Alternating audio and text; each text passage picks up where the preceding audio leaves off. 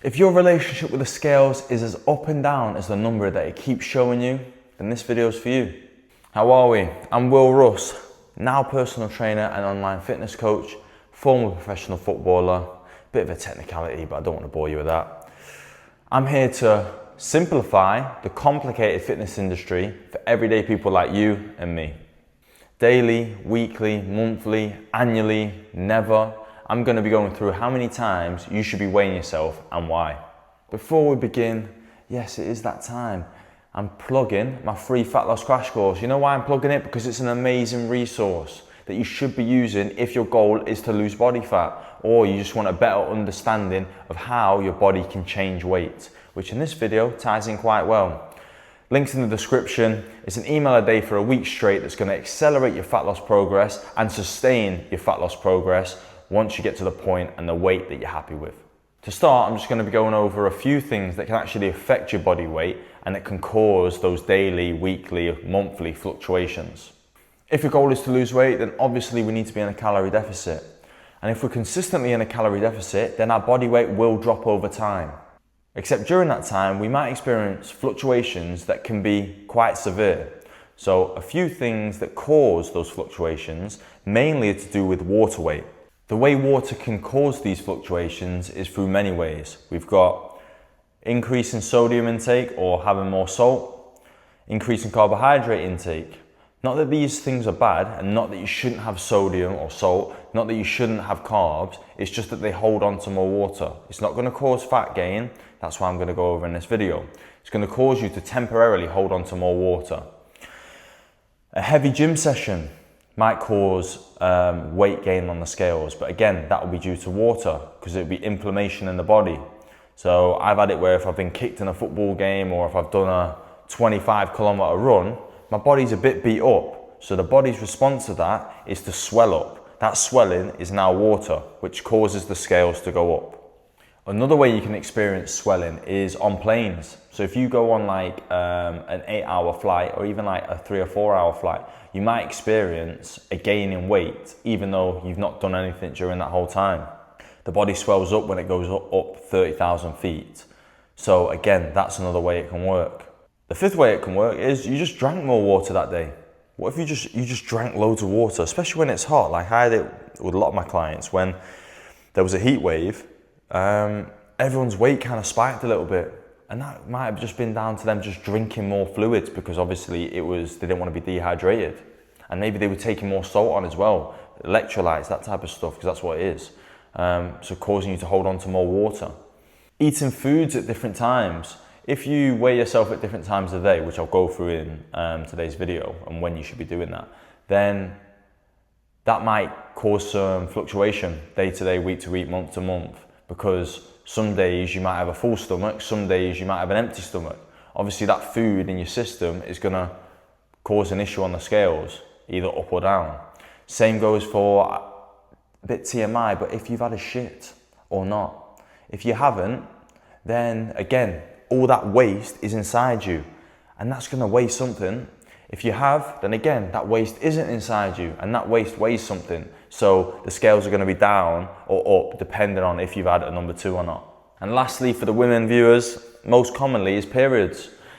In and around your cycle, your weight's going to change, your weight's going to fluctuate. Your hormones cause you to hold on to more water weight. So if you are experiencing periods, then you need to make sure that at each stage of your cycle, you're comparing that month to month. So don't compare a good part of your cycle and then a bad part of your cycle and be like, oh, why have I gained 8 pounds? It's like, if you've been in a calorie deficit, then that isn't body fat. It's not going to be body fat. It'd have to be an extreme calorie surplus for that all to be body fat, okay? So if I'm in January, for example, and the first week of January is my good week, then I'm going to compare that week to the first week of February, the first week of March, April, May, so on for the rest of the year. If the third week is my bad week in January, then I'm going to compare that to the third week of Feb, March, April, May, so on, okay? You've got to make sure it's a fair comparison. Don't compare your good week to a bad week in a different month.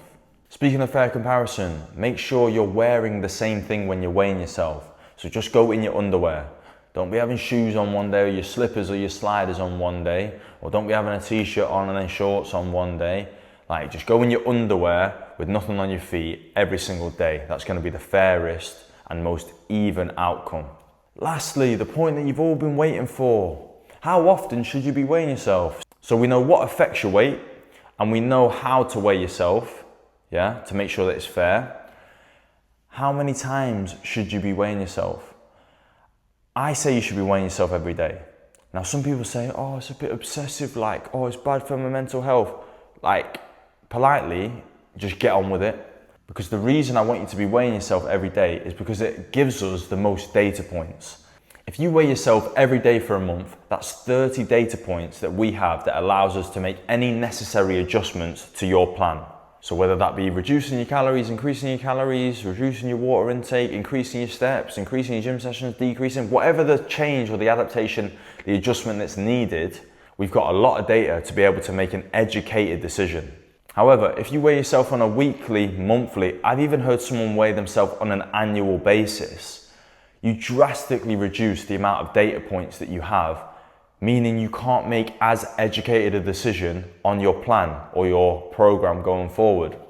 Which, if you ask me, is pretty stupid, because if you're making uneducated decisions and you're just reacting off emotion, then you're never going to make any progress with your weight loss. So I know women especially can struggle with weighing themselves every day, and it can be quite an emotionally draining process seeing that number just bounce up and down. But that's why it's good to have other metrics as well, not just the weight scale, but the weighing scale is massive, especially when you're at the start of your journey. If that number isn't going down, you're not gaining muscle mass at the same rate, your body shape isn't changing, that scale needs to be going down. At a later date, the scale weight becomes less important.